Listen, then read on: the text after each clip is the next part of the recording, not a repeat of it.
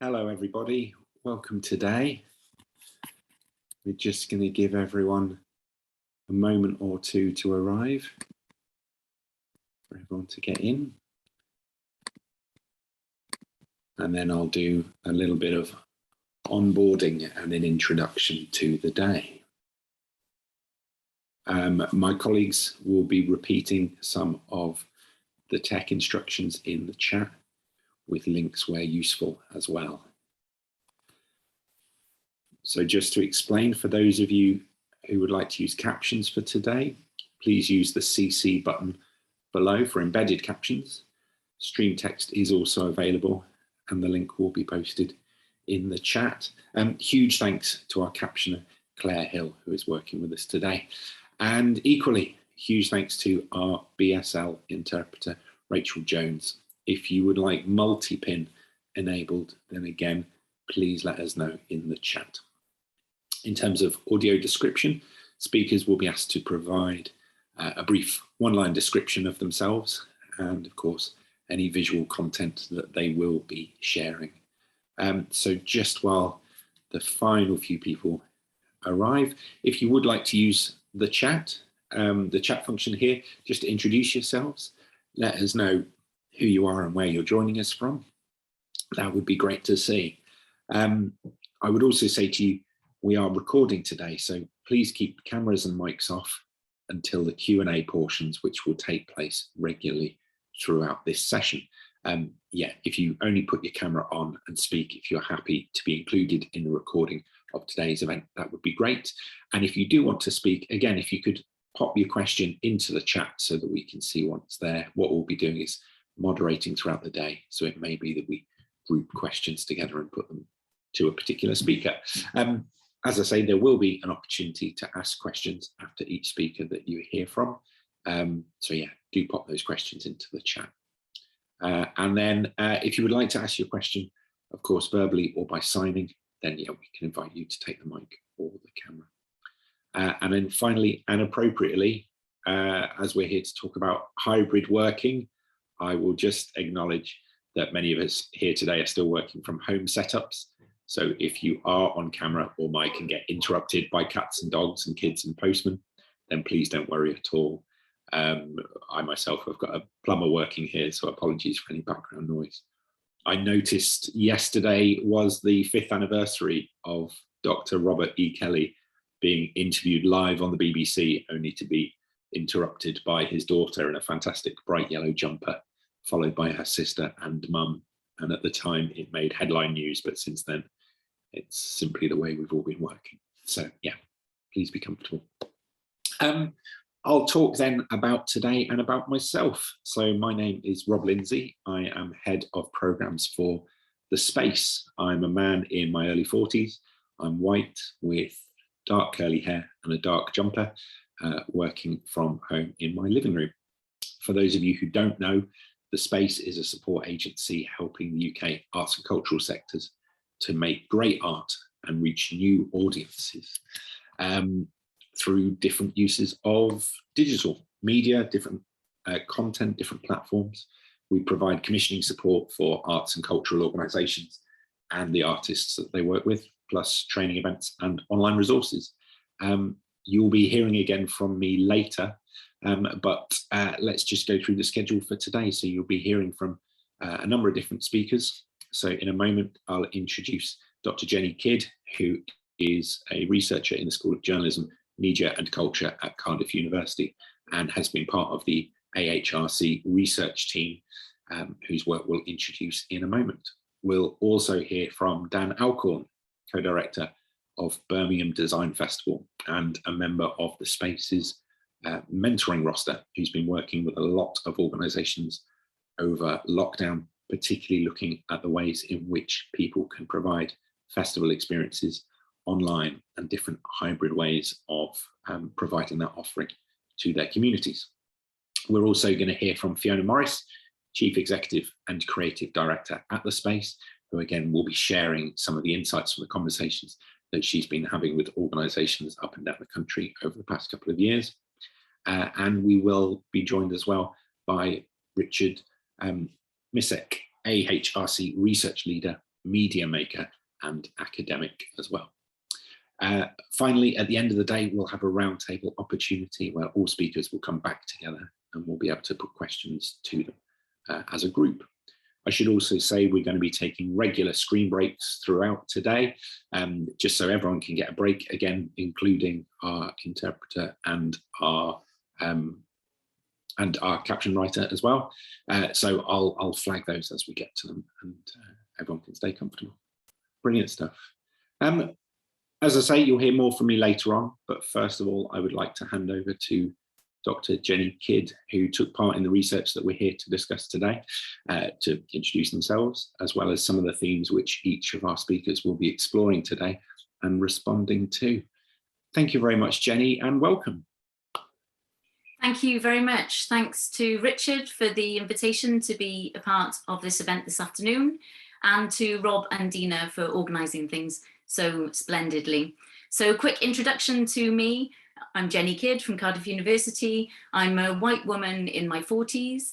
I'm sitting in a home office, which is in need of some organising, I think. And I've made an effort to reflect my cheery disposition by wearing something bright this afternoon.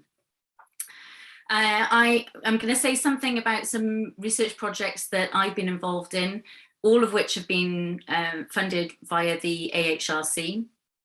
Some work as part of the AHRC's Policy and Evidence Centre, some work that I've been involved in as part of the AHRC funded project by the Centre for Cultural Value, who published their findings a couple of weeks ago. I can link to those in the chat once I finish chatting.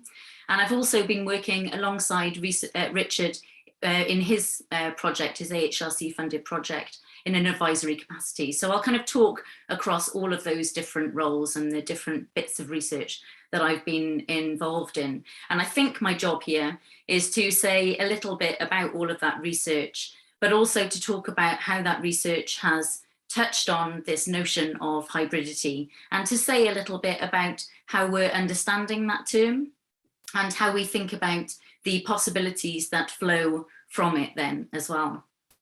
So we have, it seems, talked more about hybridity over the course of the pandemic.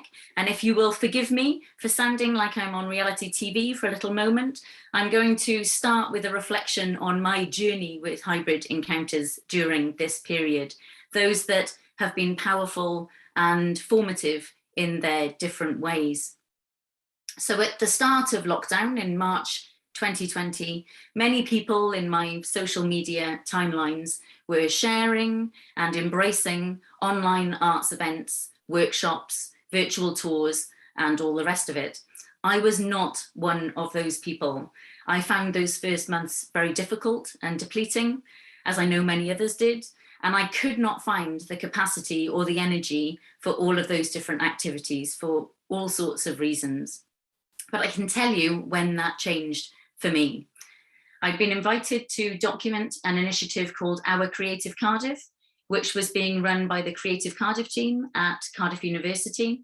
And this project, Our Creative Cardiff, was commissioning local artists to produce work in a way, in part as a way of documenting the impacts of the pandemic on the creative community in the city, but also as a way of sustaining that community, or at least some of its members, during that time. And I was really nervous about being involved in those discussions when my own creative energy felt so very low. So I signed myself up for an online art class, which was being run by a colleague and friend. And by this point, we're talking about kind of May, June 2020. So in that workshop, myself and the other dozen or so participants were asked firstly to share, to the extent that we felt able to, our experiences of lockdown. We were then asked to draw around our hands on pieces of paper or cardboard, hands being so much at the centre of things at that time, as we consciously avoided touching things and touching one another. And we washed our hands endlessly, hands, face, space, and all the rest of it. And so we used those drawings of our hands then as a canvas on which to channel and express our experiences of lockdown. That was the task that we were given. Once we'd done that, we then shared and talked about those creations with one another as a group, and we reflected on what collectively they might be able to tell us about lockdown. So I'm no artist, but I guess that wasn't the point. I found the workshop moving, restorative, and inspiring. And at that time, I wasn't really thinking about hybridity, but of course, this was, in retrospect, a quite brilliant example of the blending of physical and digital experiences and practices. More importantly, however, it seemed to me, though, were the things that hybridity enabled in that case: community, creativity, compassion, and reflection. So inspired by that, I started seeking out more and other online experiences, now alongside a friend of mine who was living on her own and in need of some connection to alleviate the boredom and to distract her from all of that doom scrolling. And so we signed up for a whole bunch of different activities. We watched online performances, we did immersive storytelling experiences, and we even took part in a culinary theatre experience. And the last of those, that culinary theatre experience, was the most exciting and thought-provoking for me. Before the day, we received this parcel in the post with all of our ingredients, very physical, very tactile. We did our prep in the kitchen and we logged in ready on the day, alongside probably 40 or so other people who were distributed all around the globe. This was a really international project and performance. So there we were, all in our kitchens and ready to cook. And the idea was that after cooking, we would all sit down together and eat together whilst a performer told us her story. So this for me was a quite profound experience in my journey with hybridity, as we're calling it. There were multiple failures with the technology on the day, and some people struggled with the pace of the cooking, but as an online audience, we kind of muddled through somehow. We helped one another, we sent each other direct messages, we shared photos of the stages we were at and what we'd managed to produce. It was really messy, but it was kind of thrilling as well. And it demonstrated well, I think, the many problems we might have with connectivity. I think it was probably an accessibility nightmare, but it also demonstrated again that value in connection. So by this time, this notion of hybridity was appealing to me, and I'd begun to think about it more from my perspective as a researcher, as part of the day job. So I'd written a piece for a journal with a colleague at Newcastle University called Areti Galani, and I'll share that in the chat afterwards in case anybody's interested. And that piece of work was about museums and the work that they were doing online at that time, suggesting that this concept of materiality, which of course is so much part and parcel of the work, the daily work that museums do, or many museums at least, museums have stuff. And we were suggesting that that concept of materiality might need expanding to account for digitally mediated material practices, such as those that we were seeing during the pandemic. So we noted that hybridity, which is characterized by blurring, in-betweenness, and fluidity, seemed the perfect term to characterize many of these cultural encounters. One of the examples that had fascinated us as we'd thought about that piece of writing was the Getty Museum Challenge, which I'm sure many of you will be familiar with. And this was a prompt from the Getty Museum for people, followers on social media, to recreate artworks from the collection, or indeed any artwork, using things that people found at home, and then to share them with one another. And often at that point in the pandemic, people were using stuff that they could find around the house. It was stockpiled toilet rolls, it was stockpiled food, bottles of hand sanitizer, face masks, things that spoke very profoundly to the moment and the conditions of lockdown. And that example demonstrated, we thought, really well the complexities of hybridity. Here were physical artworks which have been digitized and shared with an invitation then to respond, which people did, of course, by creating physical responses in their homes, which they then photographed and shared in return, all of the time connecting with the Getty, other users, and other creative responses via the hashtag. And in that kind of, complex interplay of things that is going on in the social media environment. And that kind of interplay of materiality, digitization, remediation, and connection was really playful. And of course, it was incredibly popular at the time. So since then, we've used this concept of hybridity a lot in our research. So in a study that we did last year of cultural institutions' social media output during the lockdown, this was a part of the Centre for Cultural Values AHRC funded research. And you can have a look at their report, and there's some overview there of the research that we did. And this was research with my colleague Evan Yeto-McAvoy. So as part of that, looking at social media output, we didn't initially look for examples of hybrid practice. But as this became to us a more interesting lens, we went back and we looked again at those data that we'd collected. And we found actually that 69% of the tweets that we were looking at, it was a Twitter data set, were in fact detailing hybrid practices. So people were already doing this stuff.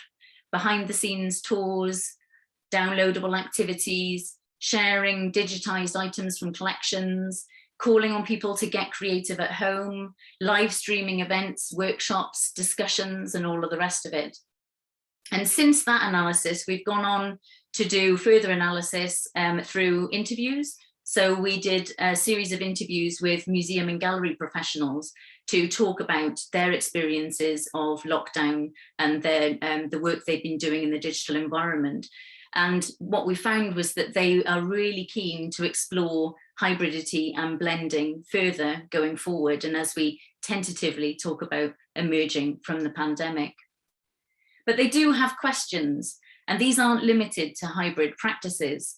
Questions about, for example, how and when to monetize activities, how best to connect that work with an institution's mission, what kinds of skills might be needed to support that work, and how to avoid a return to a pre-pandemic business as usual, where that business as usual has been usefully opened up or interrogated. So hybridity has cropped up a lot in our research, and it's become a kind of go-to way of articulating the varied ways in which we can assemble and interrelate digital and analog things. But I think it suggests other possibilities as well. Different ways, perhaps, of thinking about the body and how it is experienced by ourselves and in relation to other bodies in cultural encounters, for example. About audiences and collective cultural experiences.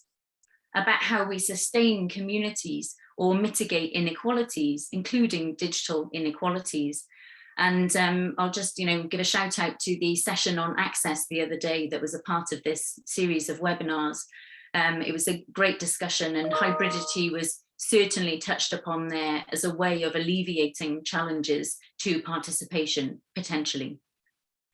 So hybridity can help us think also, I think, about the physical and everyday realities of all of our digital encounters with culture. What digital activity isn't a hybrid practice is a question that we've found ourselves increasingly asking as we turn ourselves inside out, wrestling with this term. And it encourages us to think about the infrastructures too that support digital practices, and indeed the material and environmental implications of those as well. So there are potentials here that I think flow from a kind of quite super expansive way of thinking about hybrid approaches. In practice, I think we should see hybridity not as a default or an ambition in and of itself, but to think about what it makes possible in specific contexts and circumstances. And I've heard Richard Misek reflect previously that hybrid approaches can sometimes end up coupling the worst aspects of digital things with the worst aspects of physically co-present things. And that is clearly not what we want. So what is it that you want hybridity to do? To connect, to facilitate, to open up, to challenge? We perhaps need to be really clear about the problem that hybridity is the answer to as we plan a project or an event, as it relates to the blending of physical and digital approaches.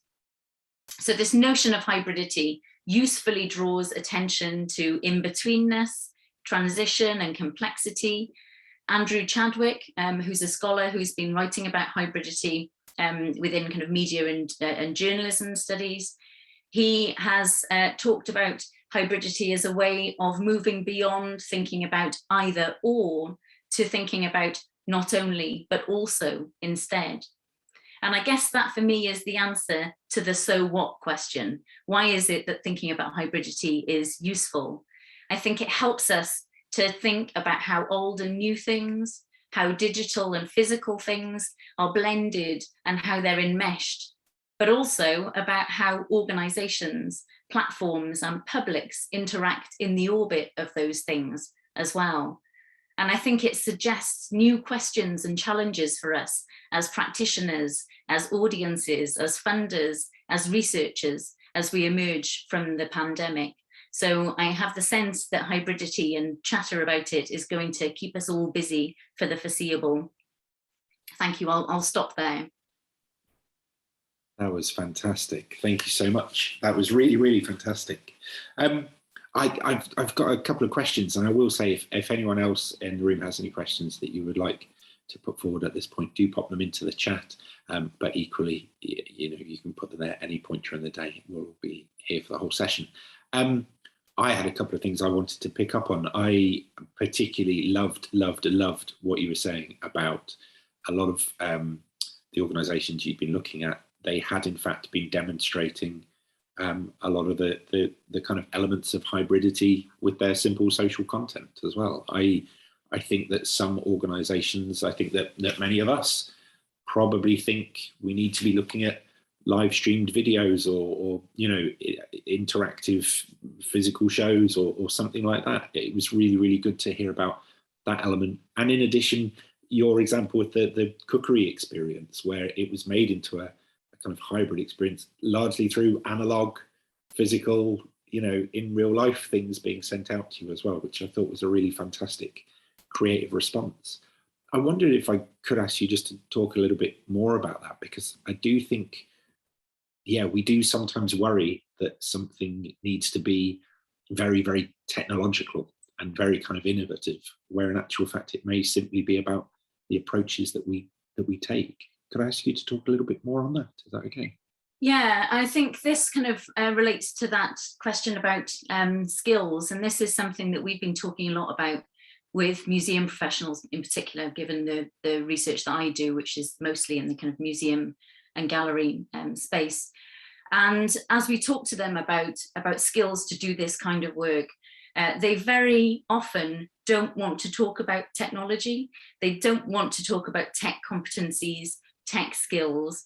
They really want to kind of decenter the technology and talk much more about what they term a kind of digital mindset, yes, which is about kind of, being very audience centric, about finding collaborative ways of doing things, about being curious and, wanting to kind of immerse yourself in those spaces and environments, and not necessarily about making sure that everybody within an institution is kind of trained, to this level with the technology.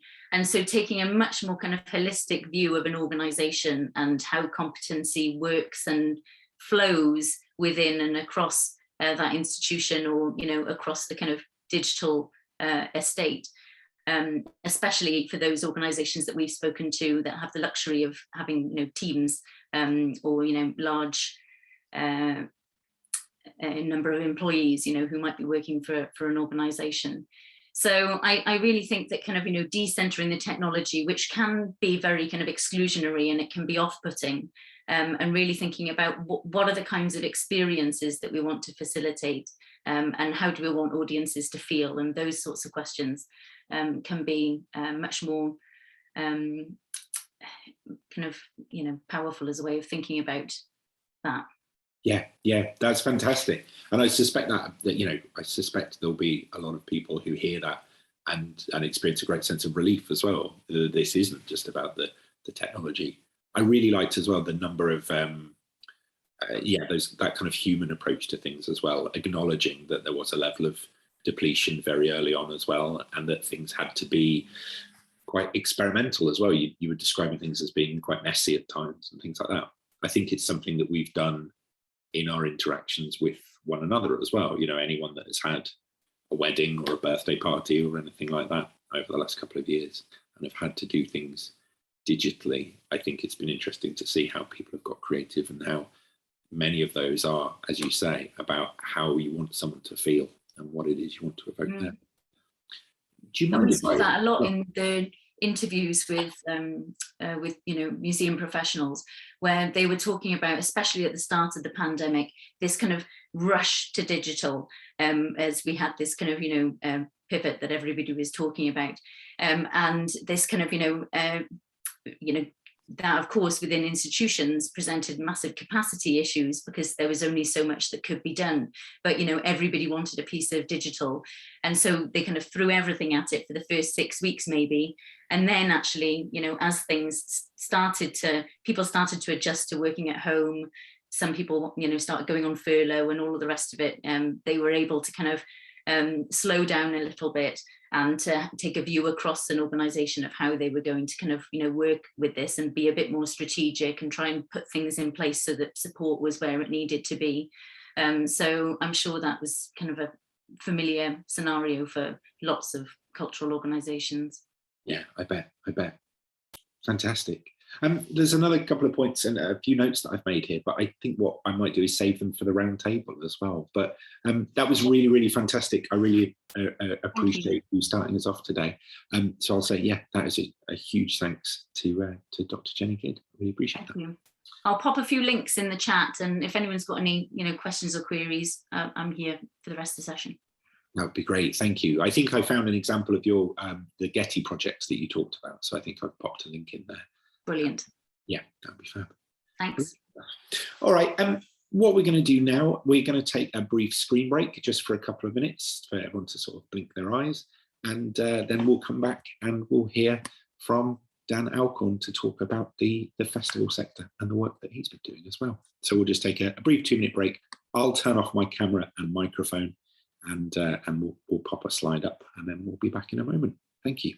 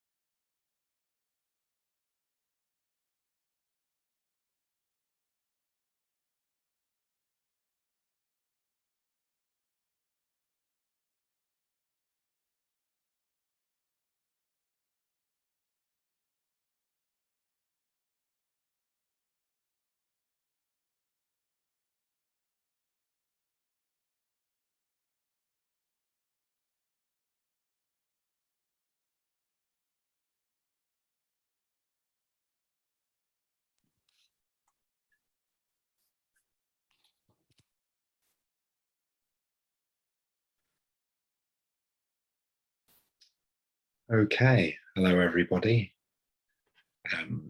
We're ready to begin again. I'll start by saying, to avoid any confusion, I have relocated. The plumber that I mentioned earlier has finished his work, so it is safe for me to return to the familiar box room environment.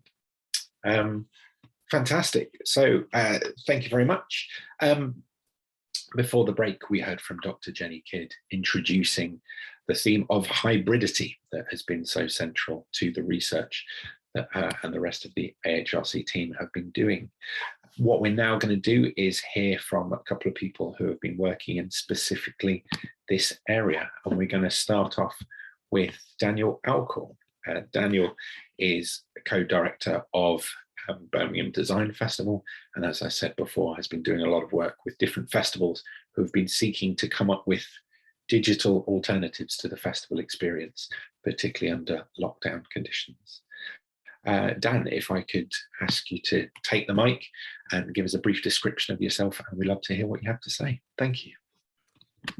Thanks, Rob, and thanks so much for having me. So I am Dan. I am a white man in my mid-30s. I am in my home office, and I'm surrounded by posters by my favourite designers who have designed posters for my favourite films. So it all fits in nicely into the space that I like to work.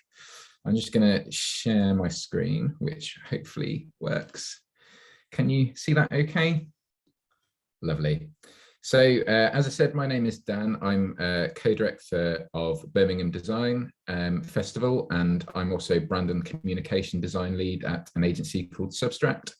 I spend my day designing and building digital products for arts and cultural institutions, and my evenings developing my own one.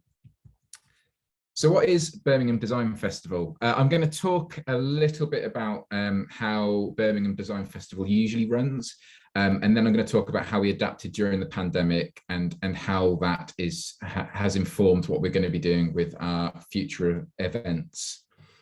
I founded Birmingham Design Festival in 2017 with my good friend Luke Tong, who is also a white man in his mid-30s, as if you don't need enough of them. We wanted to create a festival that was accessible for all, with low ticket prices, but still with world-class designers, and something that would act as a showcase for Birmingham. We put on our first festival in 2018 and delivered a successful follow-up in 2019. And for obvious reasons, we had a break in 2020. Typically, the festival runs over 3 days in June. It's a mix of talks, workshops, exhibitions, screenings, walking tours, and so very much more from 3 main locations in Birmingham city centre. There's also an additional 20 to 30 venues that we use for various different things throughout the festival. We have roughly 80 speakers that we bring in from around the country and around the world, and around 100 events. Most of the events are free to attend, and that's supported by very generous speakers donating their time, and very generous sponsors and venues as well. So I'm just flicking through a few photos of the festival in action, the various speakers that we've had over the years in the various different venues. I've just seen chat pop up. I'm just going to make sure I'm not missing anything. Oh, I've cleared my notes in doing so. Bear with me a second. God, it took me so long to find out how to get those, and I've just cleared them. No problem. Yeah, and so some more workshops that we've done at BDF over the years on screen now. Typically, our venues hold between 80 and 350 speakers. So that's during the day. But during the evening, we bring everybody together into larger venues for our headline speakers, and those venues seat between 300 and 500. And here's a list of some of the speakers that we've had over the years. I think we're pushing 200 now. In the past 3 years, we're due to deliver another festival this year, which will add another 80 to 100 people to that as well. And over the years, we've built an incredible team of volunteers who help deliver the festival. Everybody works in their spare time on everything that we do. No one draws a wage from the festival. It's very much a labour of love for myself and Luke, as well as the team. And we also have some pretty amazing merch that is very popular. I'm just going to play a quick video that hopefully gives you a taste of what BDF is like in person. There is music. I don't know if you can hear that, Rob. No. I don't think we can, unfortunately. But we can. It doesn't matter. We can imagine. I can hear it, and it's really distracting. So maybe it's best that you can't. I will give a narration of the video. This is showing various different venues and attendees attending some of our events. We usually have merchandise stalls. I mentioned that we have 3 main venues, and then we have 3 evening venues. We wanted the festival to be a real celebration of Birmingham, and it was very, very key to us that people were there in person, and it was very much a big experience of the festival. I'm going to skip on. I'm sure you get the gist by now. So the pandemic, in March 2020, we had put tickets on sale for BDF 2020, which was horrendous timing. They were on sale for about a week before we had to pull them. It was due to be a shake-up in the format. We were going to do a 2-day conference to give us a bit of a break from the full-fledged festival. And like I said, the tickets were only on sale for about a week before we pulled them, and then issued refunds to the 10 people that had taken the risk in buying them. Everything was ready to go. We had some incredible speakers. We delayed it. We kicked the can down the road to October, and then to a little bit later as well. But eventually we cancelled it. And around the same time, literally just before the lockdown kicked in, we hosted one of our quarterly events called Glug Birmingham. Glug is similar to BDF. It's a creative talks and networking event. We hold 4 per year, 4 speakers in an evening on a Thursday in a place in Birmingham called Mama Roo's. And we managed to get one of those in just before lockdown in March, and that's the last in-person event that we've done. Well, a last in-person speaking event that we've done ahead of doing it again next April. And then for a little while, we did absolutely nothing. We were a bit dejected that we'd spent a lot of time putting together the conference in 2020, and we really didn't like the idea of doing something online.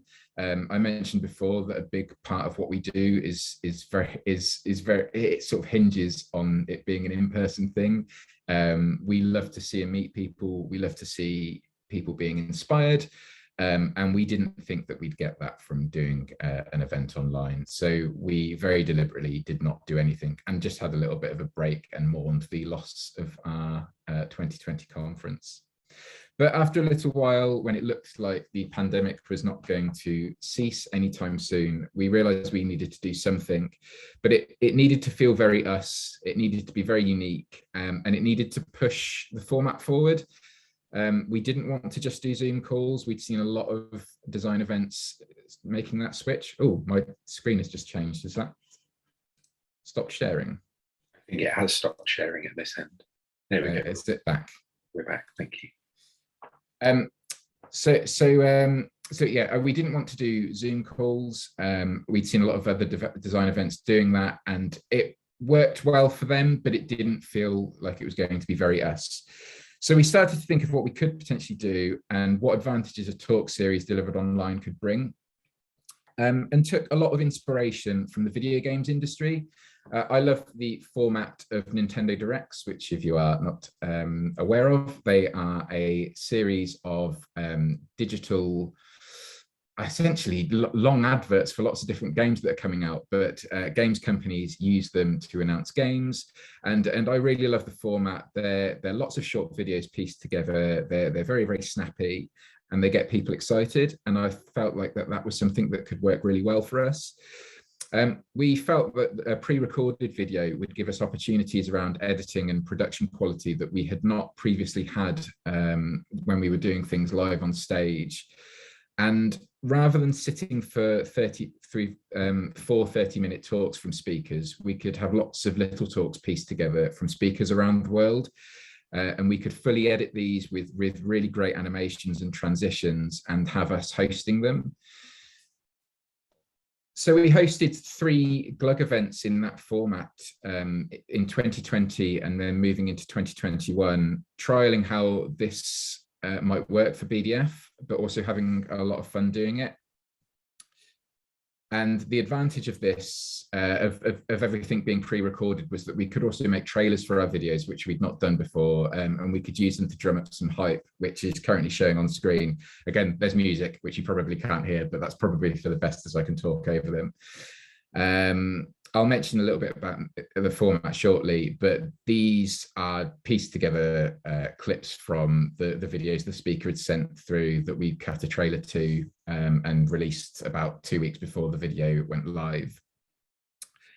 We hosted all of the events in a platform called Veto, which is a similar platform to Hopin, if you've ever used Hopin, and various other conference platforms. It allows for a live stream alongside a live chat, which we encouraged people to use to submit questions for the live Q&A.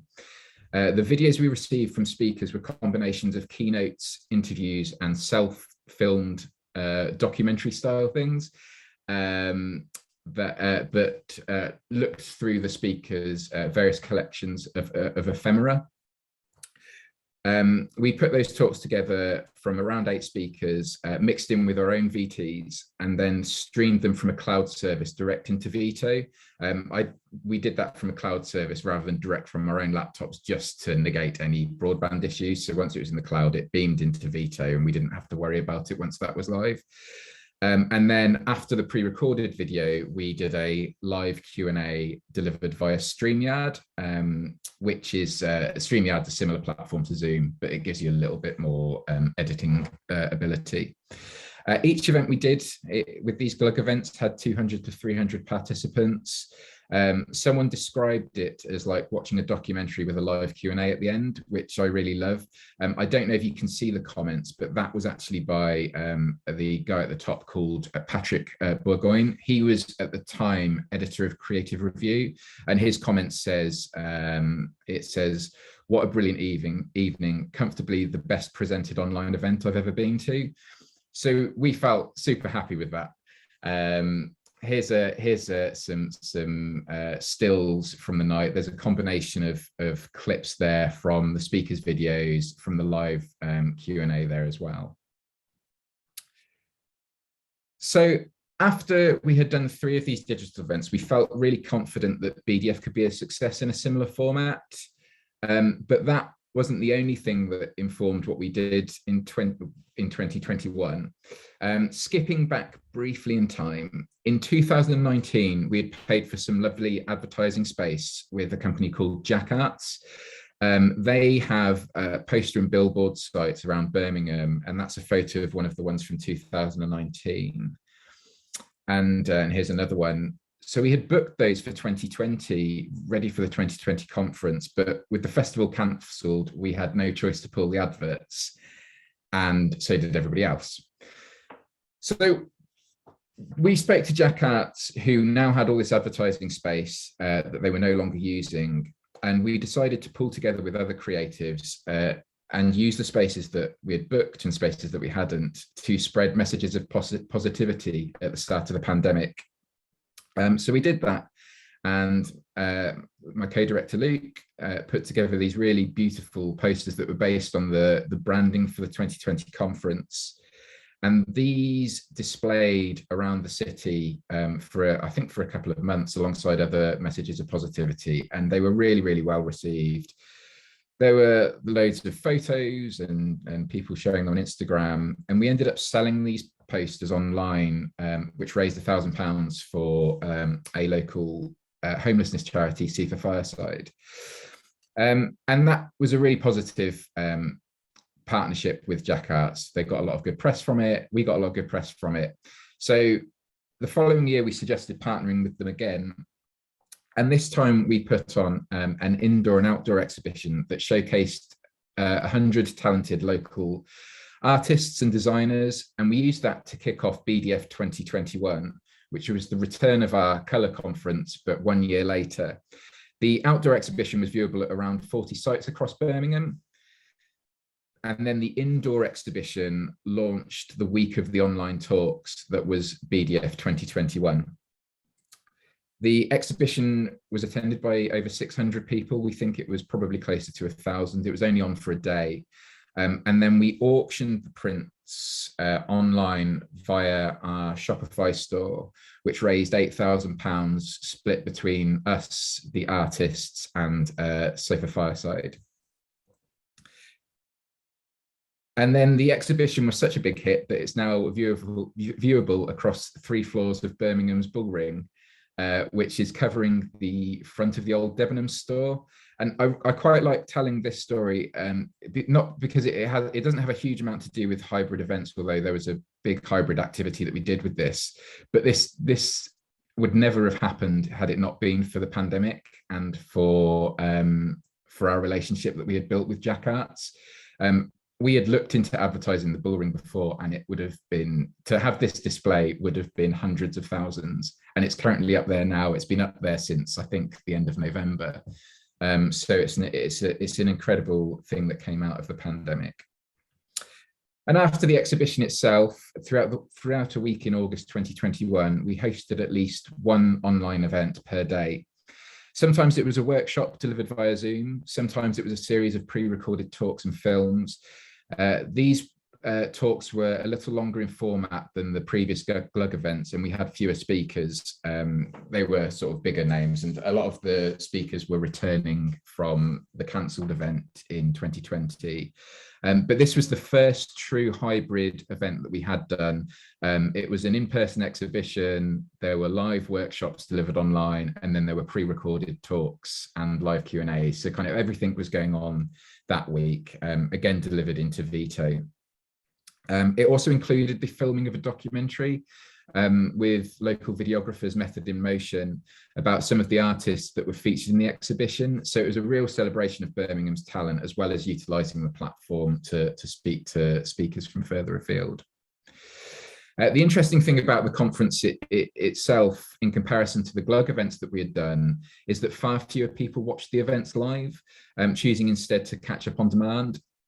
We don't really know why this was. It could be Zoom fatigue. It could be the fact that the event was drawn out over a week as opposed to being on one focused night. It could have been the fact that it was some holidays. It didn't really affect us too much. The event still sold incredibly well. It just meant that the live chat was a little quieter than we'd been used to. So since we did BDF 2021, the hybrid conference, we've been plotting our return to in-person events. And we're about 80% of the way with the prep for BDF 2022 this year, which is a return to the full festival, as I described at the start of the talk.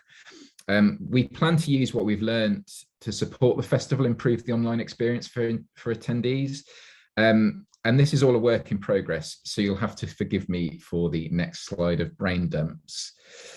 We're going to be using the Vito Hub again, but we don't think the best way to engage with our audience is via a live stream. It's incredibly expensive to do right for talks, and we don't think that the audience will be there.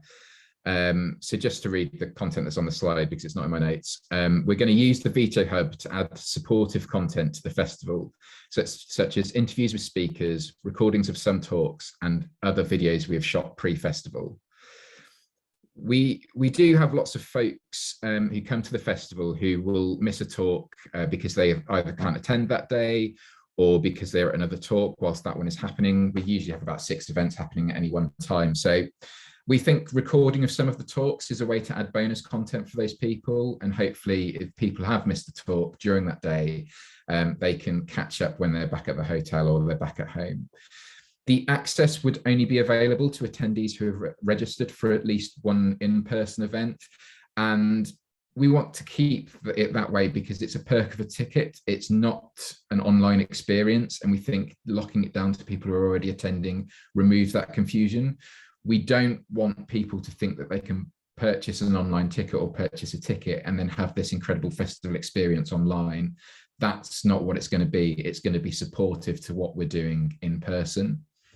I mean, people could absolutely do that, but we want to make sure that it's very clear to them that they're not getting an online festival. And it also means doing it that way. We're not beholden to a particular output. We don't have to say that there'll be 20 talks that you can stream or that you can watch on demand. We can pick and choose what we need to do. And if something doesn't happen for whatever reason, it doesn't really matter too much to us. It's all additive to the experience you're getting from the festival. And we're going to utilize the live chat for important messaging and connecting attendees together during the festival. Again, it's something that people mention to us that they wish we had an app, or they wish that they had some way to easily engage with other attendees that isn't just social media. We've never been a fan of apps or of paying for someone to build us an app. So we felt like the Veto Hub would give us that platform for essentially free, with no barriers to entry. You won't need to download anything. You'll get the access when you buy a ticket. So we think that will bridge some of that gap for people that are wanting that kind of connected experience, and who want to reach out for others. And in the future, after BDF, we've really loved doing our online events. It's allowed us to reach different speakers and audiences from around the world, and to do something totally different with the format. So we plan on doing at least one solely online event per year, and we will keep applying what we've learned from those events to our in-person ones. The only problem is that Luke and I are really bad at doing it. We're really bad hosts. We are not Ant and Dec. So we spend far too much time fluffing our lines than delivering these short 2-minute intros that we should be delivering for speakers. But we'll keep improving. Maybe we need to go on a course. And that's it. That is BDF, the past 3 years in a nutshell. That's fantastic. Thank you very much, Dan. I really appreciate it. That was great. That was really great. You'll obviously be joining us for the roundtable discussion at the end, but if anyone's got any questions for Dan, do pop them in the chat now. I've got a couple of thoughts, a couple of things that I wondered if I could put to you. Absolutely. I'm conscious that lockdown was a time of great and sudden experimentation for a lot of us, but I always got the sense that audiences appreciated that. Audiences knew that we were suddenly having to come up with alternatives to in-person events or to other types of events. I wondered, though, that given that you were monetizing the festival, do you feel that it changed people's expectations of the experience? I think it was notable that you said at the end that you're trying to take steps to make sure that people don't confuse it moving forward as a specifically online offering. I wondered if kind of while you've been doing things over the past couple of years, how big a factor that's been in your thinking, if at all. Maybe it wasn't. I probably should have mentioned that. We did charge for every single event we ran. So Glug was £5 to attend. In person, that would be £10 to attend. We've always deliberately kept that very low price. Sure. The festival format is typically almost everything is free to attend except for the evening events, which are £25. With the conference, we were going to charge £60 to £80 for the in-person event. I can't remember off the top of my head actually how much we charged for the online one. I think it was £15 to £25. So there's always been a fee applied to whatever we've been doing. And we've been very conscious of what that fee might mean to different people. And we're in competition with companies like Adobe, who even prior to the pandemic have been putting on free conferences with celebrities hosting talks. Yeah. So I think we've garnered a lot of good spirit with our community in that we are one of the only design festivals in the world that is affordable to attend in person. We set it up in the way that we did because typically these kind of events can cost £500 to £2,000 to attend.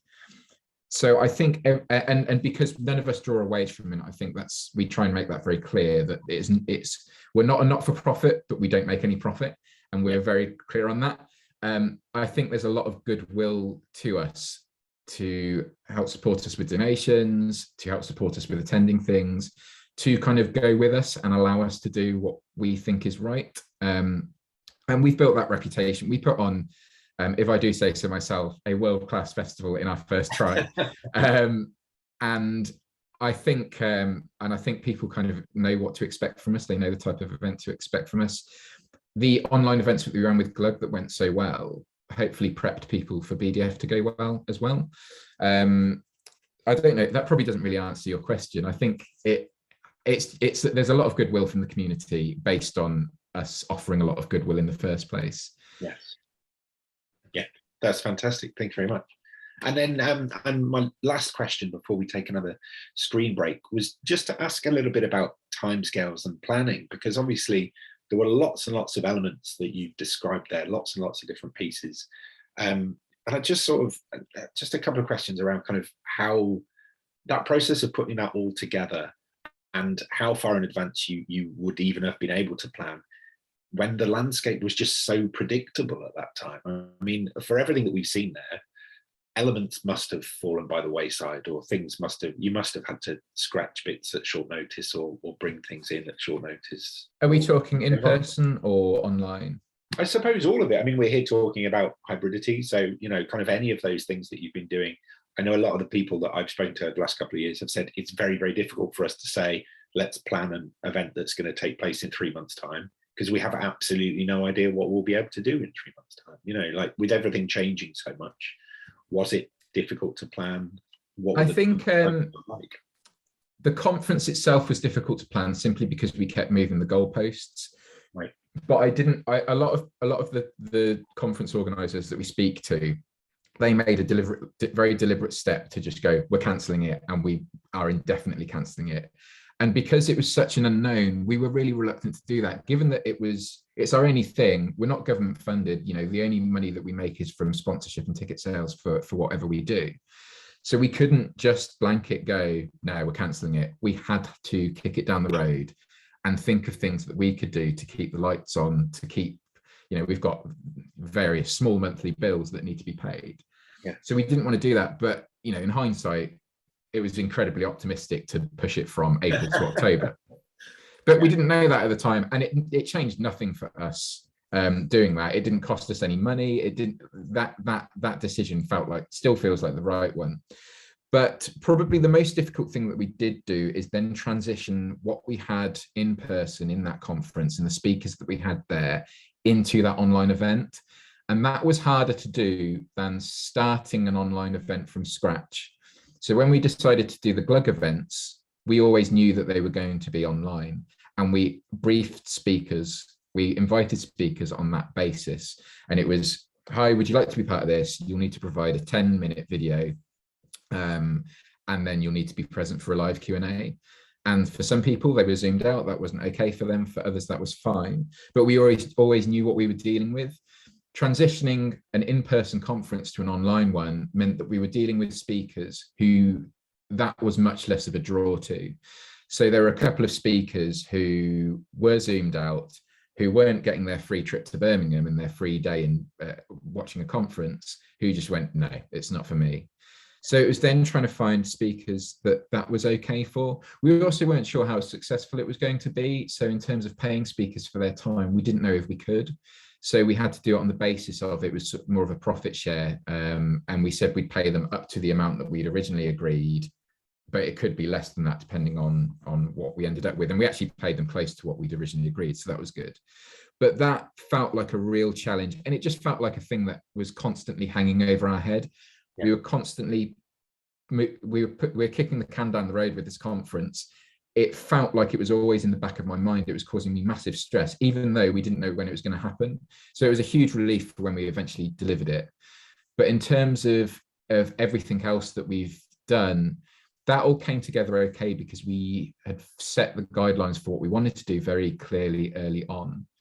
There could have been a potential issue with the exhibition, in-person exhibition, if they'd have put a lockdown in, given that when the exhibition happened, the in-person one, that was during a spike, this sort of summer August spike, but we managed to weather that, and we had 600 to 800 people in a room together, and we didn't wipe out the design industry of Birmingham from pings.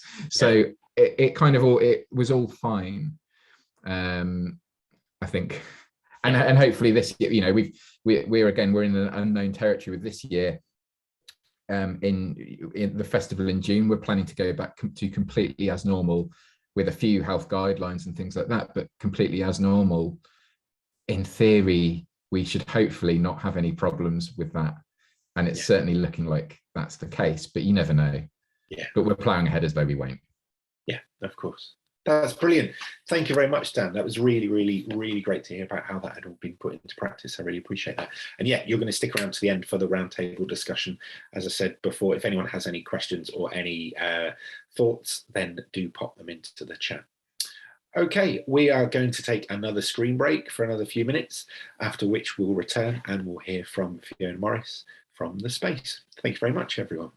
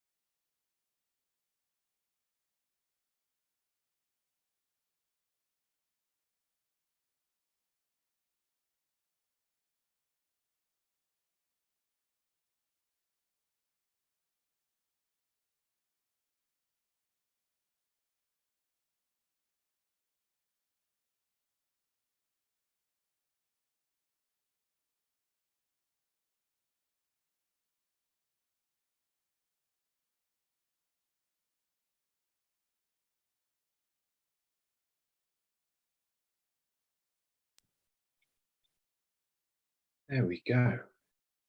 Okay, everybody, welcome back. If anyone is popping back with mugs of hot tea or coffee or anything, please don't spill. We'll start this section slowly. That's great. Fantastic. Okay, so before the break, we heard from Dan Alcorn, who very kindly shared his experiences working on Birmingham Design Festival and how they translated that into an online experience during lockdown conditions and plans as they come back out of it as well. We're now going to be joined by Fiona Morris from Space, and we're going to talk through, again, some more of the elements that have come from conversations with a wide range of organisations over lockdown as well. Fiona, if I could please pass the mic to you to say welcome and give us a brief description of yourself, first of all. Thank you, Rob. So hello, everybody. My name is Fiona Morris. I'm the Chief Executive and Creative Director of the Space. I'm a middle-aged white woman with short brown hair. I'm wearing a dark blue winter jumper because it's not spring yet. And I'm also still working from home. Fantastic. Fantastic. Thank you very much, Fiona. So obviously, as head of the Space, you're possibly kind of a point of call for lots and lots of people that come with questions and challenges and obstacles and things like that. So I wanted to kind of talk through some of those. I am conscious that when sectors come together, arts and digital and broadcast and the academic sector as well, obviously, internally within organisations, there's sometimes a language challenge. We've heard, you know, words like pivot has never had such a great couple of years as it has done over the last few.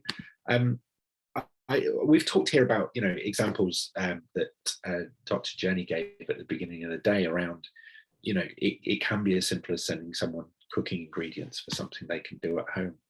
But do you think words like hybridity or even digital scare people? You know, do they make people worry when they're looking to put experiences like this together?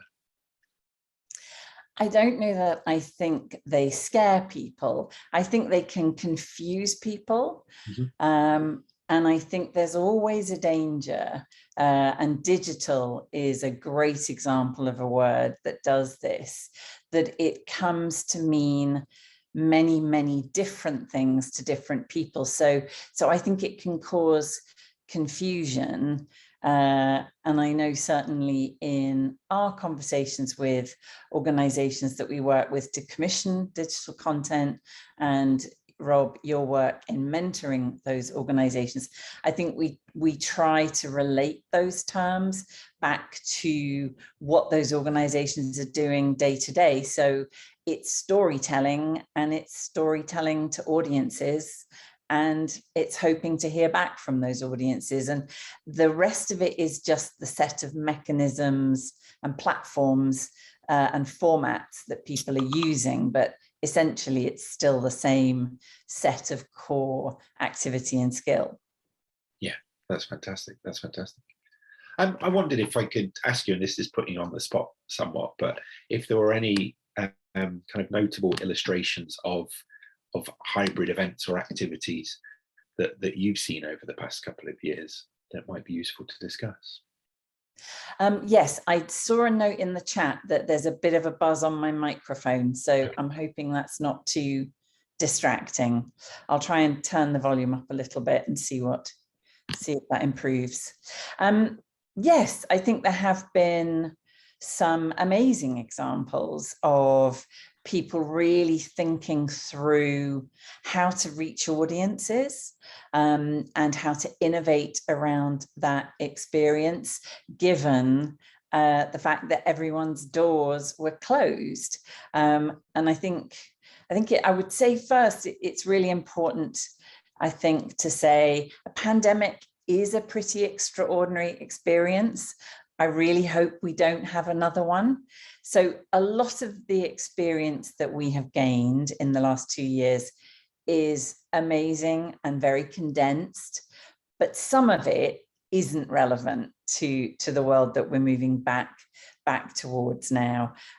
What is relevant is a recognition of the skills that are required if you're really wanting to produce content that can exist in a live context and a digital context. And I think we've seen certain skill shortages that I think as a sector, we need to address and support going forward. And the other really big difference is to try and sort of help people with is to say there's a very big difference between producing digital content that has a lot of skills that are very specialist attached to it, and then a whole separate set of skills around publishing content. And again, another new set of skills. So what's been really heartening is to see so many organizations embrace those new skills, see where and how they can make their teams more resilient, to kind of upskill the work that they're doing. And one of the organizations that we worked with very early on and have worked with several times is the theatre company Wise Children. And Wise Children had a new production called Romantics Anonymous that was due to be going on stage just after the pandemic started. And they decided to go ahead and live stream it from the stage. They did a lot of things that I felt were absolutely right. They immediately contacted all of their touring venues, their partners, to say, this is not us making a piece of work that has nothing to do with you. We want you to be involved. We want you, who have also had to close your doors, to be able to invite your audiences to come, to be seen as the audience of the Oxford Playhouse, as the audience of the Birmingham Hippodrome, and really make sure those communities felt seen in those moments. They also did really nice things that when you bought a ticket for the stream, they sent you a chocolate. For those of you who've seen the piece, you know it's about a young female chocolate maker. So they sent people chocolates to eat during the performance. But they also thought through the idea of how to put programs online so that people could download, so that it was thinking about what's the live experience that people have been cut off from. How and where can we bring that back, you know, into this version of how we're going to present the work? And it was hugely successful. And they have done, I think, 3 shows since then that they have live streamed. And I know that their intention is to keep that hybridity going forward, because I think they've identified a huge benefit in terms of accessibility. You know, whatever the limitations to audiences, whether that's geography or price or physical accessibility, there are many people who cannot get to and come into a venue at a specific time, and to be able to live stream actually does open up and make the performance accessible. Yeah, that's fantastic. Thank you. I wondered if I could, and you've touched upon it a little bit there as well, that importance of kind of audience responses to those events as well. The idea of audiences are part of it, you know, that kind of interaction as well. I mean, Dan's just talked about with the festival, they had a lot of recorded material, but the chat was very, very active at the time at which things were going out. You know, that idea of an audience response to those pieces as an audience member kind of afterwards saying, yes, we loved it, but also that kind of live in the moment element as well. I wonder if I could ask for your kind of thoughts on that aspect, and maybe even how that's changed over the last 2 years and is continuing to change.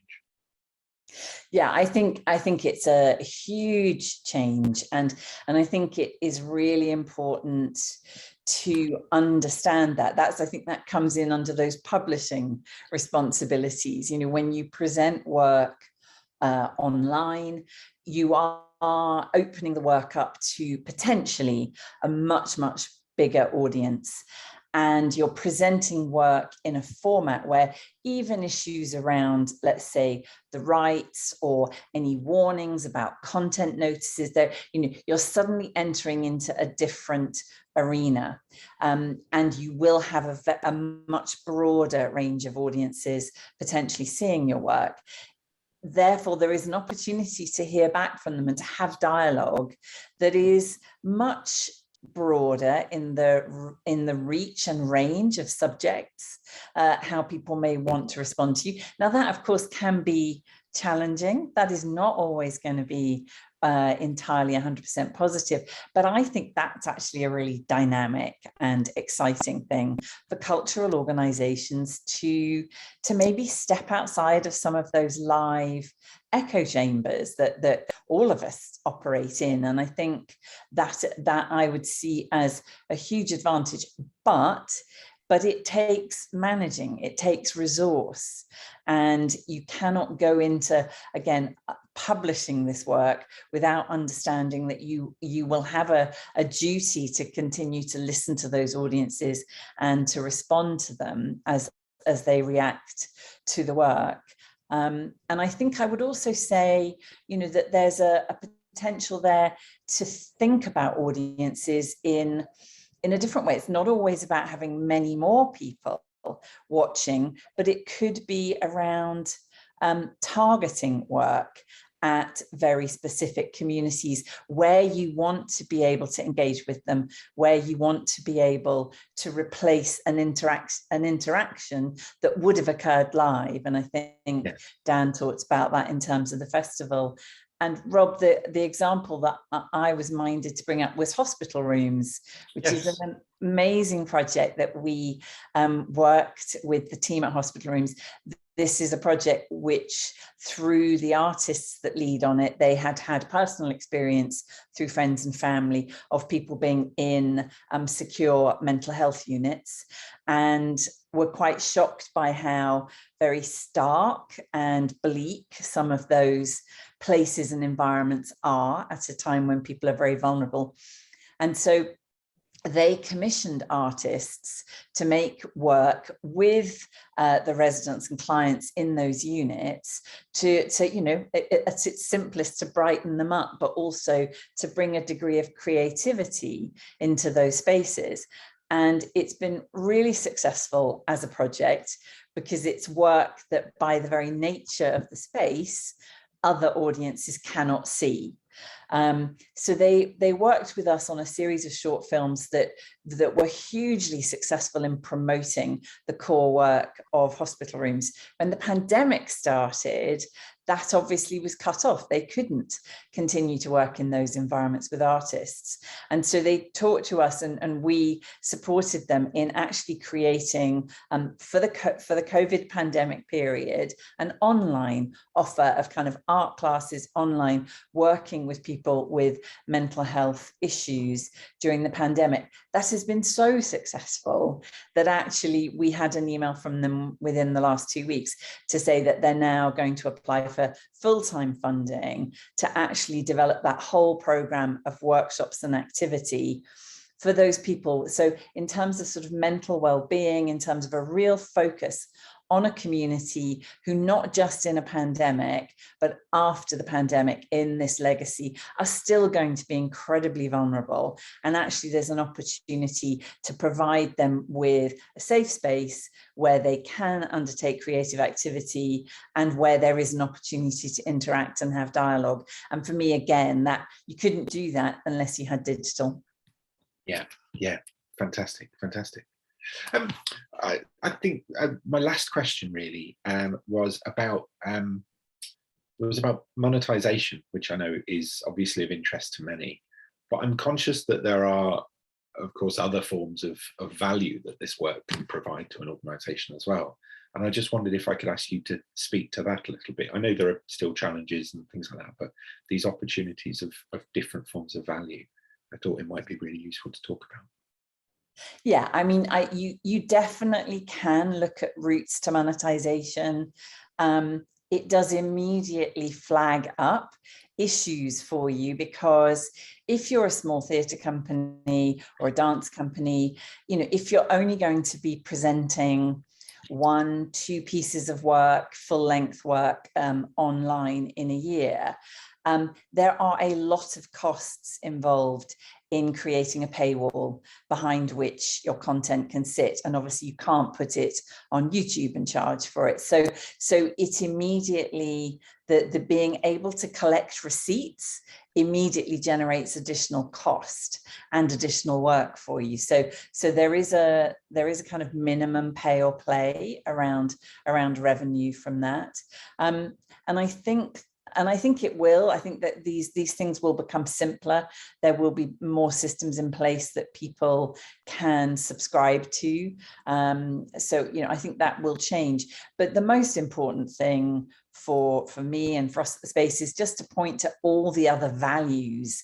It's not always about money. It's about what happens for your organization if you increase your profile exponentially, which you can do online. It's what happens when you are able to present your very specific expertise to and interest and passion to an audience much further afield than your local geography. And we've seen so many organizations benefit from presenting work online and then having the most unexpected follow through. Producers from international producers ringing up to say they've seen the streamed work, they're interested in touring the live version of that, to other organizations. I know we talk about it quite a lot, but there's a women's theatre collective in Newcastle that we've worked with several times, and they created a piece called Key Change, which was around the experience of women in the prison system in the UK and the link to substance abuse and domestic violence. It's a testimonial work, really powerful. It was live streamed with support of the UN on the UN Action Against Violence Against Women Day. As a result, their local police force in Newcastle saw the live stream and got in contact with them to say, we've really been trying to work out how we can come up with a training program for our young officers to help them identify domestic abuse, how to sort of see signs, how to intervene, how to deal with situations. It would be enormously helpful if you could create some testimonial kind of based role model pieces that where you can work with us with these young trainee officers, which they did. They were paid for that, and that immediately meant they could bring forward their next commissioned work because they had income coming in from this other source. So they then created the next piece of work, which they also live streamed, and because they'd learned a lot about quality and how to do that, we then worked with them, and that went out in fact on BBC iPlayer. So it's a perfect circle, and you have to look at the totality of it, I think, to see the real value of digital. Yeah, that's fantastic. Brilliant. Thank you so much, Fiona. I really, really appreciate that. Okay, we're going to take another screen break in a moment, but before we do, I wanted to bring onto the microphone Richard Misek from the AHRC team, who have conducted the research that all of today is in response to. Ahead of the roundtable discussion, Richard, I just wanted to bring you in. We've talked about you as a sort of a responder to what we've said so far, and to maybe get some people thinking about questions for the roundtable discussion after the screen break. Could I pass the mic to you and ask you just to give us a brief description of yourself, introduce yourself, and to hear your thoughts, please? Yes, my name is Richard Misek. I'm male, white, blonde-haired, quite short hair, glasses, late 40s, wearing a white shirt and cardigan with the universal blurry background behind me. So, I mean, very difficult to respond in real time to comments made, especially as all three of the presentations, in a way, like focused on such very different things, you know, not to simplify, but, you know, Jenny talking about some very top level changes, Dan talking about the implementation of hybridity in terms of events and conferences, and then Fiona talking about what it's meaning to the arts sector and the performance sector in particular. So I just have a few thoughts. Please. So, I mean, firstly, just to say that I have some emerging expertise in the field of digital accessibility, but in terms of hybridity, I have none. But in that, I think I'm in good company.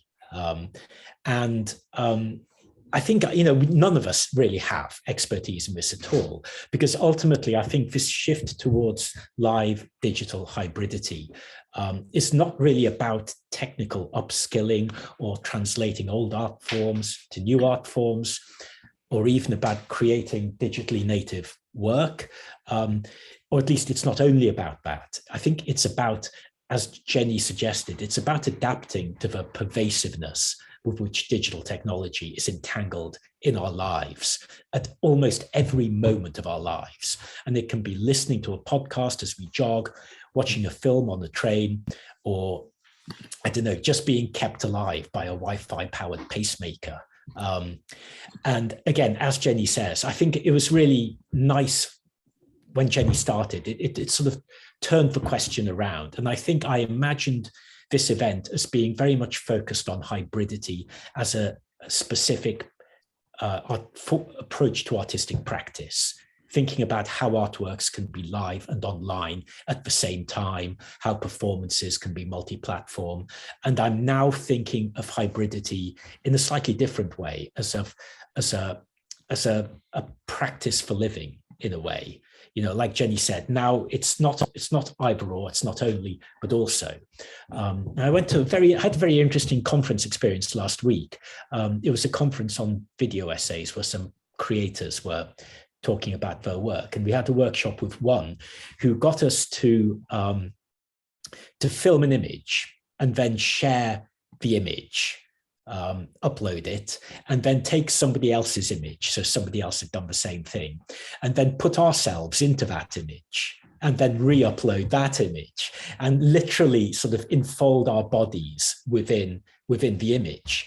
And it was a really fun experiment, but in a way it felt like, thinking about it today, that's actually it. We are all living this huge collaborative experiment in live digital entanglement. And I suppose in a way it's something that the arts have no inherently privileged relationship with. Everybody in their own fields is grappling with this. And it's happening. Even if we do nothing, this is the future.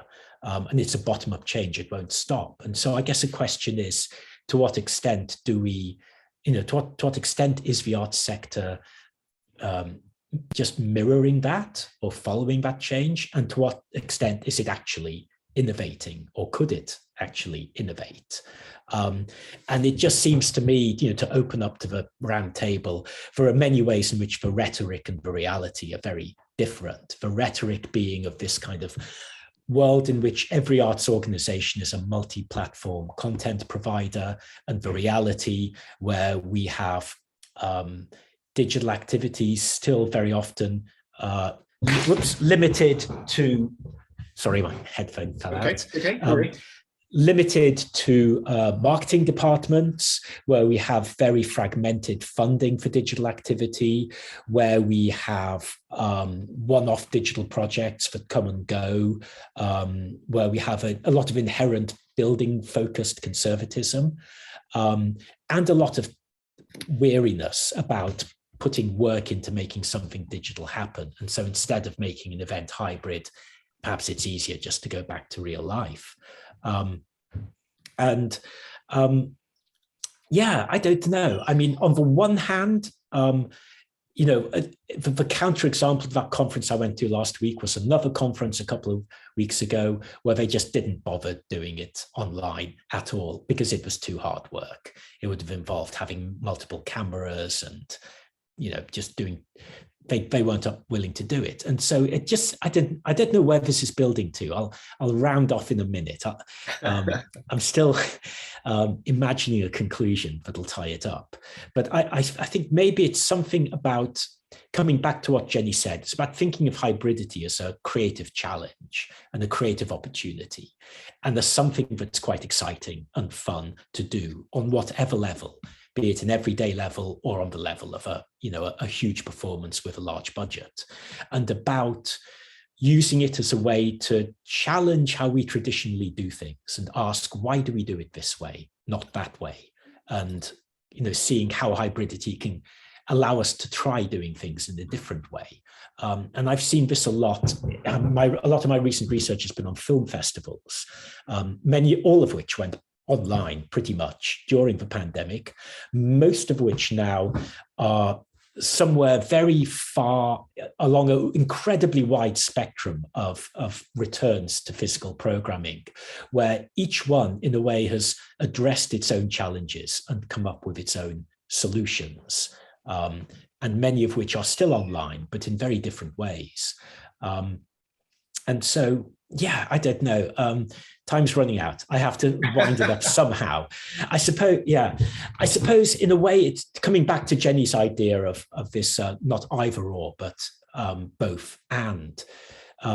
Thinking of it, hybridity perhaps offers the opportunity for both ands much more than usual, than previously.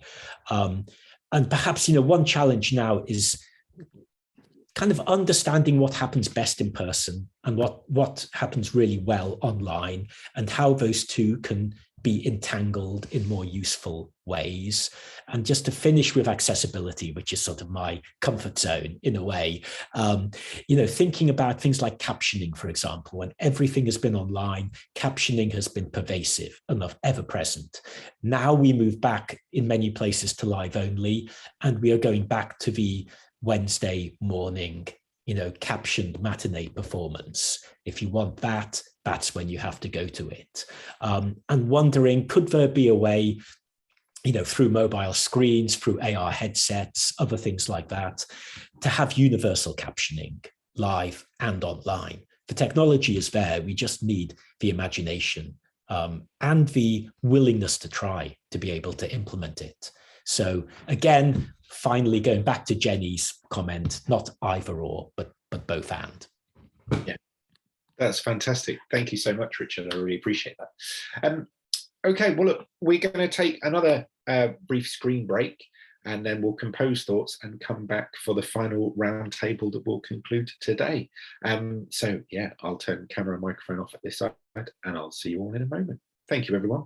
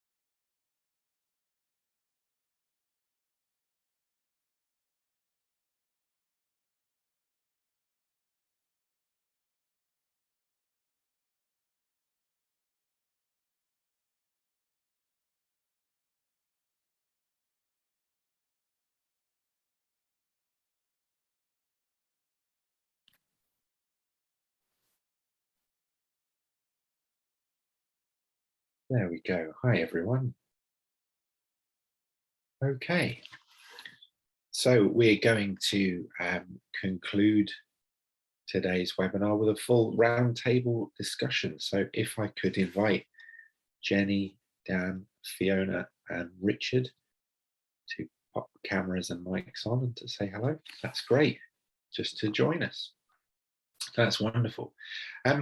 So obviously, I'm sure people will have their own thoughts and questions for the rest of the team, and I will open that up. But I thought it might be useful to just to have kind of one talking point at the beginning, which is the one about resource, because I do think sometimes people feel that hybridity demands a great deal of resource, but I think actually what we've seen is that hybridity means that an experience can be presented in different ways by smaller teams. You know, if you're going to do a big live show where you need people to come into a venue and you need people to arrive at a particular time, everyone is pouring their energies into that moment. But hybridity can in fact free up resources. So for example, Dan mentioned in the chat that you were able to present pre-recorded materials that meant while they were playing, you were able to interact in the live chat and talk to people. Even the people who were ostensibly speaking on screen could be chatting away and having little additional conversations as well. And I just wanted to sort of put that out there as and sort of challenge the notion that maybe people might be thinking that this kind of activity does demand a large amount of additional resource, but I don't think that's the case at all. Jenny, do you mind if I come to you for your thoughts on that as well? Yeah, I think that's absolutely right. And I was so pleased that Fiona mentioned storytelling. And yes. I just think, you know, it's thinking about what is the story you want to tell here and what is the simplest and most effective way of doing that. And starting with the technology is probably not going to lead you to the simplest or most effective way of doing it. So, yeah, I just thought that was a really valuable, reminder that it's about thinking about the stories that we want to tell and foregrounding those. Yeah, wonderful, wonderful. I noticed as well that all of you have talked about, you've all contextualized hybridity in very human terms, talking about human interactions and communities and innate daily behaviors and yeah, storytelling and playfulness and imagination and things like that. I'm conscious maybe the delivery of hybrid events is sometimes falling to, I think someone mentioned it before, it might have been you, Richard, is sometimes falling to marketing and communications departments and things like that. Do we feel that the people who are delivering hybrid events in terms of team structures and things like that, is there space for that playfulness? I don't know if there is. Dan, you were, as kind of director, you presumably were in a position to build playfulness in where you wanted to. I think something that's come out of a lot of the conversations we've had about how to move events online or how to do them in a hybrid way, people forget how audiences interact when they are not visible. I think there's this anticipation that people are going to be sat there glued to a live performance like they would be completely sat still and silent and clapping at all the right moments. And in actual fact, if we watch stuff online, we're probably doing other things. And it's the second screen syndrome. So it's how you build that into whatever you're doing, or just how you think about that. And you can't replicate a live before, you can't replicate the feeling of being in a theatre. So it is a bit easier for what we do, because what we do is so much less structured and it's so much more informal that it lends itself to being a bit more fluid with it than someone who's doing performing arts or something like that. But I'm always very aware of how people might engage with whatever we do and try to cater to that fact. I've talked to people about how they could encourage audience participation with their hybrid events and how they can have the audience feel like they're part of the room, and they won't. They can't. They're not part of the room, so they're looking at a flat screen, and it's no different to watching TV. And it's funny that we talk about hybrid as though it's a new thing, but football matches have been hybrid for 50 years. Yes. And the audience is going to have the same interaction with it. They're going to be chatting amongst themselves, they're going to be texting people, because you can do that when nobody else is in the room. Yeah, absolutely. Fiona, I wonder if I could pass the mic to you for your thoughts on that as well, because I know particularly in the early stages of lockdown, I think a lot of the thinking around hybrid and digital events was about recreating what had existed before as in person. And it seemed to, I don't know, maybe I'm wrong, it seemed to take a little while until the thinking shifted into things that were more digital first, more embracing hybrid rather than trying to recreate what people were missing. Yeah, I think I'd come back to that thing of, kind of audiences first, sort of thinking about why an audience can't be, in a live venue, because the pandemic, we know why, because nobody could.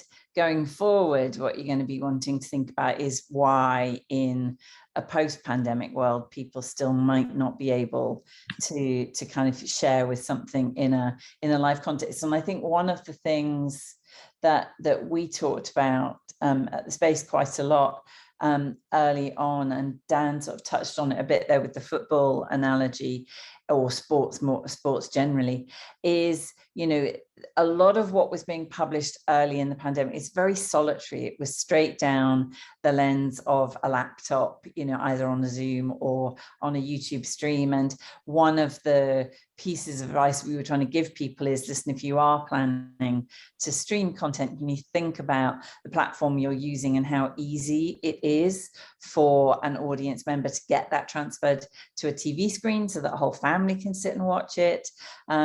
And then I think moving even further ahead with that now, it's like, as an artist or an arts organization, how do you consider convening that remote audience? They may not be in your building, but your building isn't you, the work is you. So but given that you might well want your work to be shared as a collective experience, because that's what entertainment is. Hearing other people gasp, hearing other people cry, hearing other people laugh is a huge part of being entertained. And so what are the opportunities for rural communities, for geographically hard to reach communities, for us as arts organizations to consider how to convene them? We talked, I think, with the idea of, for things like years ago or 3 years ago, we commissioned London Jazz Festival, and actually looking at, how can you get music societies around the country to have access to this, to come together, to have a shared experience of this. And it was interesting, I think a lot of the live event cinema activity pre-pandemic, which I was really skeptical of, I admit, I'm as a television producer who had made many of those live performance programs that went into cinema, I didn't really get it. But then I went along to a screening of something as a kind of cast and crew party, and realized that the house manager in the theatre had downloaded the program notes, had got up in front of the whole audience and read out the program notes, that everyone was allowed to bring drinks in, and that people knew one another. There was a shared experience of participating in a first night at Glyndebourne without the expense and kind of time inconvenience of traveling into the midst of the Sussex countryside. So it suddenly makes you think, okay, hang on, what is an audience and where is an audience? Yeah, absolutely. Thank you. Would anyone else like to pick up on that? I don't want to keep moving forward too soon if anyone's got thoughts they want to add. I mean, just very briefly, so that flipping what Fiona just said, from the perspective of a consumer, I can only speak for myself, but what I found myself increasingly looking for is sort of hybridizing the hybridities in a way, like all this hybrid stuff is out there and I create my own hybrid on top of it. So, sometimes I may want to go to something live if I really want to, a live event. And if I prioritize it and I'm willing to put the time and the money and the effort and all of the stuff around it, I will try and do that. Other times I'll just do a live streamed event in an afternoon. Other times, not even that. I'll just want, like Dan offered, the 10-minute video, which I can watch in my own time in the evening. And my life now, as compared to my life 2.5 years ago, is completely different, because it is it's a montage of those little pieces of cultural engagement that is inherently hybridized. And so, you know, the question is how as a creator do you fit into that new life that people have, and where do you position yourself? And it's a very difficult question. Like what are you offering? It's a, you know, it's a real kind of paradigm shift question, or an existential question in a way. Yes. It feels like as well there's maybe I really like what you're saying about that kind of hybridization of hybridization. Again, similar to the work that I know you've been doing, Dan, with a lot of the mentees, is that particularly if someone is doing a festival offering, part of that is choice. You know, part of that is offering people lots and lots and lots of material, and people kind of choose their own way through it. And additionally, it might be, here is an exhibition and here is an auction. I've got a copy of the Creative City catalogue that you did as part of that as well. You know, there are these additional elements that I can choose to opt into in order to make it what I want it to be. You know, I think people have been at home and have been responding to even music. You know, we've seen the sales of vinyl have kind of shot up even while streaming services are bigger than they've ever been. You know, there's an element of people deciding how to consume and interact with these things. Seems sort of fundamental now to how we're approaching those things. Yeah, that's really interesting. I wanted to ask another question, and this is prompted by Melissa in the chat, who had said, your original question was, would the space consider setting a connection page to connect the artists and tech skills people to companies that have funding, such as we heard from the lovely Mystery Trip team earlier in the week as well? And I suppose the first response to that is always, if you're looking for people, we're always happy to make connections and introductions and things. I think what's very interesting is as soon as you start putting a directory or something together, I think the nature of companies and organizations seems to be changing quite a lot.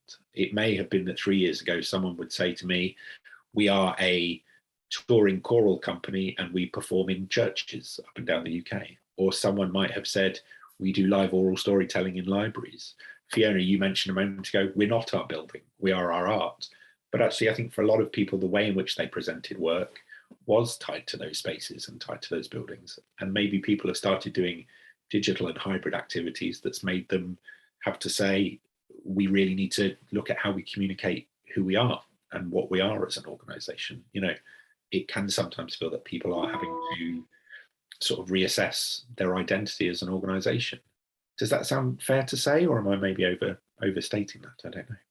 Yeah, I think it's very true. And I think Jen touched on it, you know, particularly with, you know, even more so within the museum sector, that, you know, they are hugely identified by their building structures. And it's almost been a bit of liberation in some of the pandemic, and being able to go, actually, what is your community? What is your collection? What is your role as a curator?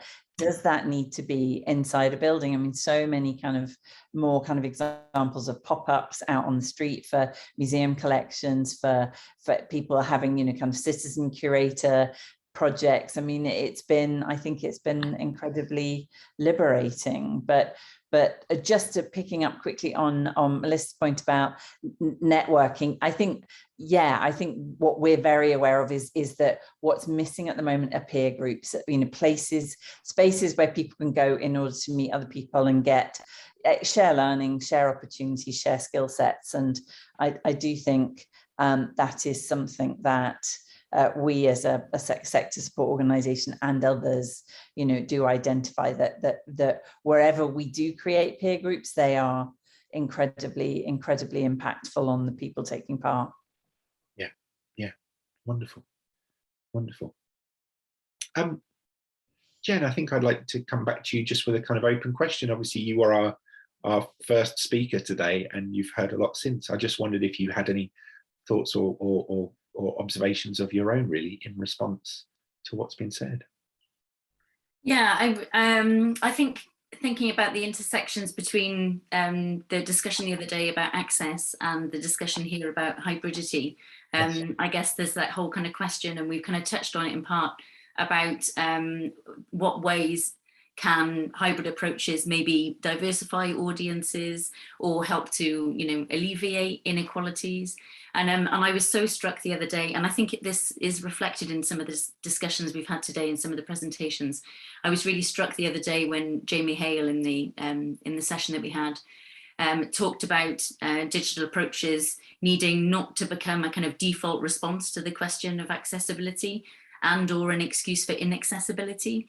And that we really need to kind of, be mindful about all of that. And as we've been talking more over the course of today and in that session about centering kind of inclusive and universal design and development practices, I think that's all really encouraging. So that was kind of one thought. And then I just had another thought, which was thinking about that whole notion of the kind of hybridized media system and the way that we access and kind of compile stuff that Richard was talking about within that. And also that notion of the kind of shifting maybe identity or way of articulating artistic practices and what we do.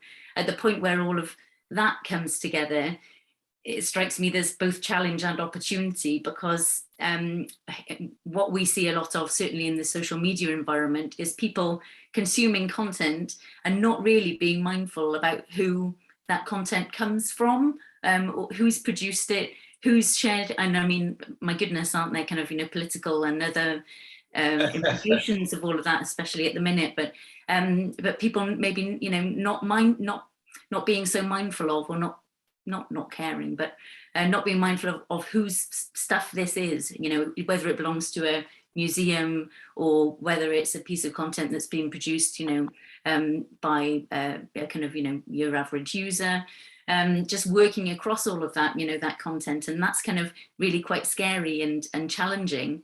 But I guess it also opens up opportunities, because it means that our stuff is in a kind of conversation with all sorts of other stuff all of the time. So that's not a very well kind of, articulated point, but it just struck me that there was a connection between those things and both a challenge and an opportunity there. No, that's great. Thank you. I really appreciate it. I know I was putting you on the spot there, so I really appreciate that. That's fantastic. All right. Well, I just have something to add onto that, Rob. I think when you start talking about digital events or producing things digitally and with the intention of either live streaming or doing it on demand, you're suddenly competing with so much more. You're competing with anything else that can take up someone's time when they're at home, including being with their families. And I think it's really important to be respectful of that fact. That I think that certainly at the start of the pandemic got lost on a lot of people, because suddenly our consciousness was filled with hundreds of events that suddenly went, we can do it online, so let's just quickly crank out a link and invite hundreds of people. And it doesn't really work like that when you're going into someone's house. Why would I at 7 p.m. in the evening, why would I watch this one thing over just completely vegging out and watching whatever's on TV or streaming something from Netflix or playing a video game? There's so many other things, and it's such a different attitude that you have to those kind of on-demand interactions in comparison to when going to a venue feels like an event. It's something that you book in advance. It's something you build up to. You make childcare arrangements. You do all these different things to prep for that moment. When it feels like there's much less prep involved for you to attend something, there's also much less buy-in. Yeah. You're much more likely to flake on it. And I think that's why people, sell 100 tickets for an online event, and then only 2 people show up. There's less risk reward. Yeah, absolutely. And I think that's really interesting what you're saying. Again, we've heard from Jenny at the beginning of the day as well, talking about there was that cookery element, meant something arrived at your house, you had that kind of buy-in. And then equally, as Richard was saying, this idea of this hybridity of hybridity, we're sort of choosing how we interact with these things. Well, look, we're right.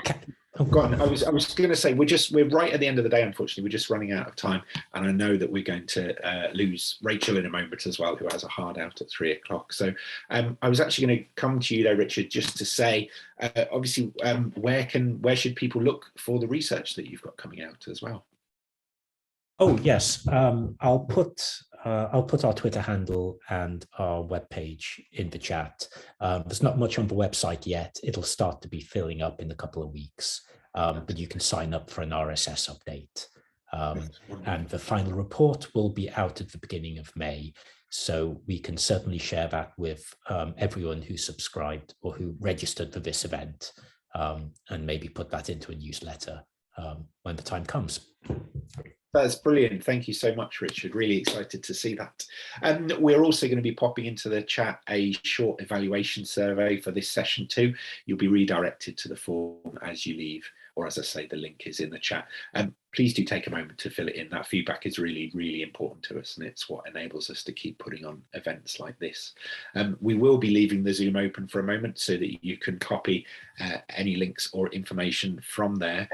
But in the meantime, I would just like to say a huge thank you to our speakers, to Dr. Jenny Kidd, to Dan Alcorn, to Fiona Morris, and to Richard Misek. A huge thank you as well to Rachel Jones, who has been doing the BSL interpretation for us, and equally a huge thank you to Claire Hill, who has been doing the captioning.